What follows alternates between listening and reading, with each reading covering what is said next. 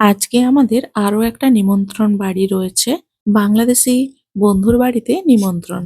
আর বিদেশের মাটিতে নিমন্ত্রণ বাড়ি মানে একটা আলাদাই আনন্দ।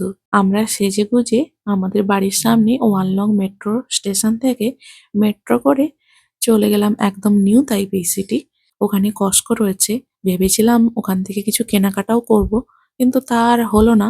বাইরে এত বৃষ্টি, এই বৃষ্টির মধ্যে আমাদের ছোট্ট বেবিকে নিয়ে আর শপিং করতে যাওয়ার মতো হাতে সময় ছিল না।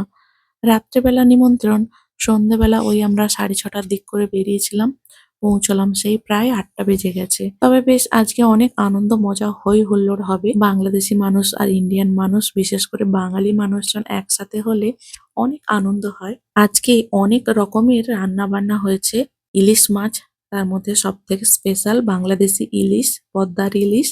তার সঙ্গে চিকেনের 2 রকমের পদ, চিংড়ি মাছ, আলু ভাজা, ফ্রাইড রাইস, চিকেন দিয়ে ডাল, বেগুন ভাজা, এত রকমের খাবারের আইটেম। আমরা তো একটা ছেড়ে আরেকটা খেয়েই উঠতে পারছিলাম না। খাওয়া দাওয়া শেষ করে আমরা একসাথে বেরোলাম। আমাদেরকে ওরা এগিয়ে দিতে এলো।